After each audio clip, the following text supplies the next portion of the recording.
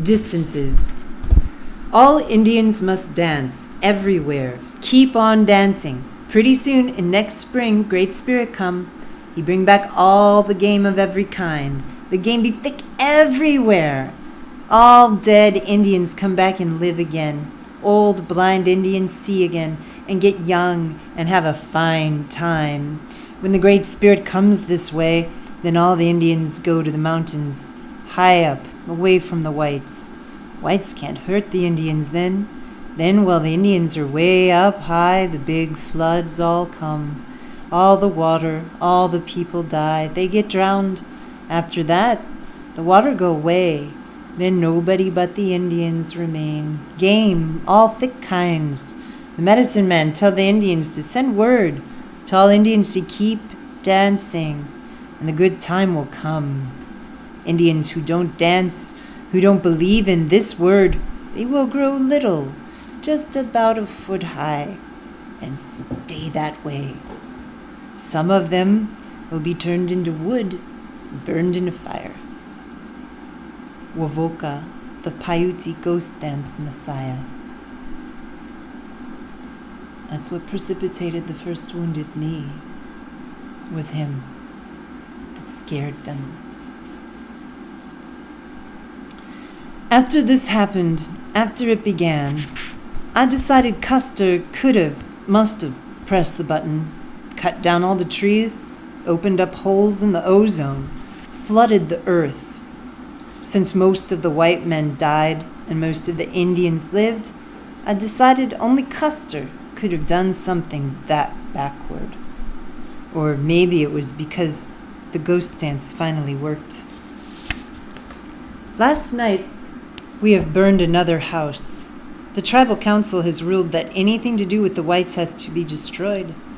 Sometimes while we are carrying furniture out of a house to be burned, all of us naked, I have to laugh out loud. I wonder if this is how it looked all those years ago, when we savage Indians were slaughtering those helpless settlers. We must have been freezing, buried by cold then, too. I found a little transistor radio in the closet. It's one of those yellow waterproof radios that children always used to have.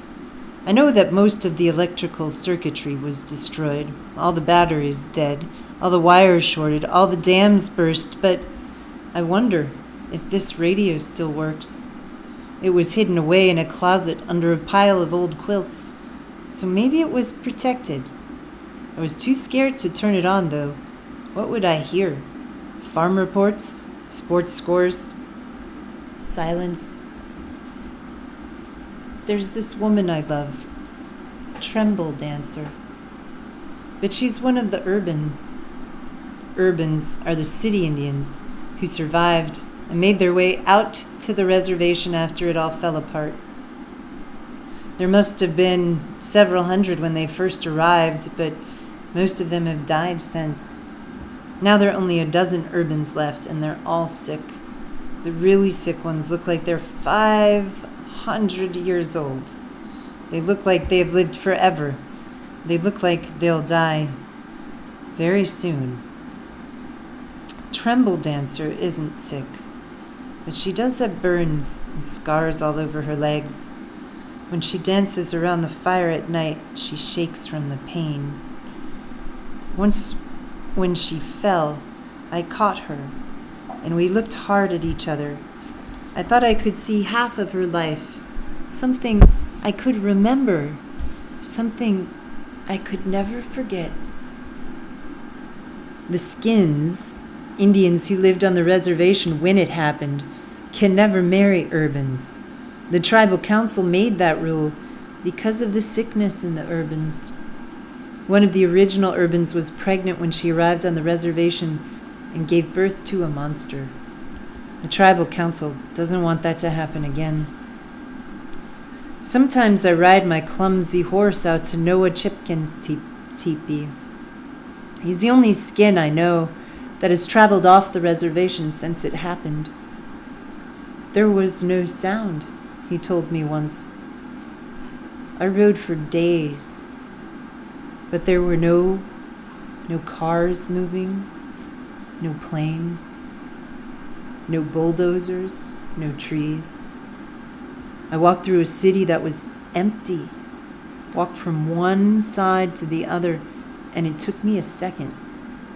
I just blinked my eyes, and the city was gone behind me. I found a single plant, a black flower, in the shadow of Little Falls Dam.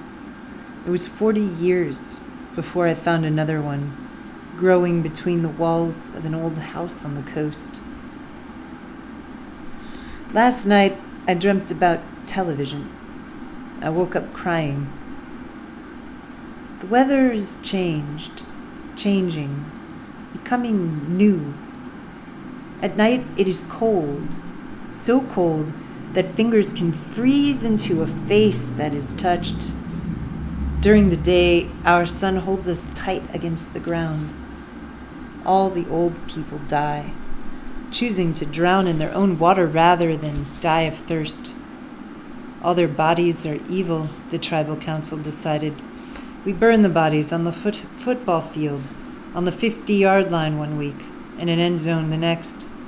I hear rumors that relatives of the dead might be killed and burned too. The tribal council decided it's a white man's disease in their blood. It's a wristwatch that has fallen between their ribs, slowing, stopping. I'm happy my grandparents and parents died before all this happened. I'm happy I'm an orphan. Sometimes I ride my clumsy horse. Sometimes Tremble Dancer waits for me at the tree. All we have left. We take off our clothes, loincloth, box dress. We climb the branches of the tree and hold each other, watching for the tribal council. Sometimes her skin will flake, fall off, float to the ground. Sometimes I taste parts of her breaking off into my mouth. It is the taste of blood, dust, sap, and sun. My legs are leaving me, Tremble Dancer told me once. Then it will be my arms, my eyes, my fingers, the small of my back. I'm jealous of what you have, she told me, pointing at the parts of my body and telling me what they do. Last night we burned another house. I saw a painting of Jesus Christ lying on the floor. He's white. Jesus is white. Well, the house was burning. I could see flames, colors, every color but white. I don't know what it means. I don't understand fire. The burns on Tremble Dancer's legs, the ash left to cool after the house had been reduced. I want to know why Jesus isn't a flame. Last night I dreamt about television. I woke up crying. Well, I lie in my teepee, pretending to be asleep under the half blankets of dog and cat skin. I hear the horses exploding. I hear the screams of children who are taken. The others have come from 1,000 years ago, their braids gray and broken with age.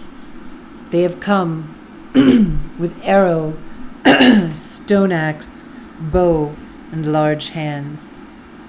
Do you remember me? They sing above the noise, our noise. Do you still fear me? They sing above the shouting, our singing. I run from the teepee across the ground toward the tree, climb the branches to watch the others.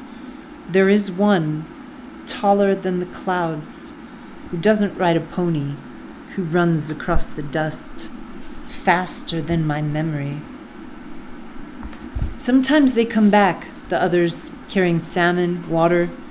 Once they took Noah Chirpkin, tied him down to the ground, poured water down his throat until he died. The tallest other, the giant, took Tremble Dancer away, brought her back with a big belly. She smelled of salt, old blood. She gave birth. Salmon flopped from her, salmon growing larger. When she died, her hands bled seawater from the palms. At the tribal council meeting last night, Judas Wildshoe gave a watch he found to the tribal chairman. A white man artifact, a sin, the chairman said. and put the watch in his pouch. I remember watches. They measured time in seconds, minutes, hours. They measured time exactly, coldly. I measured time with my breath, the sound of my hands across my skin. I make mistakes. Last night, I held my transistor radio in my hands, gently, as if it were alive. I examined it closely, searching for some flaw, some obvious damage. But there was nothing, no imperfection I could see. If there was something wrong, it was not evident from the smooth, hard plastic of the outside. All the mistakes would be on the inside, where you couldn't see it or reach. I held that radio and turned it on, turned the volume to maximum, until all I could hear was the in and out, in again, of my breath.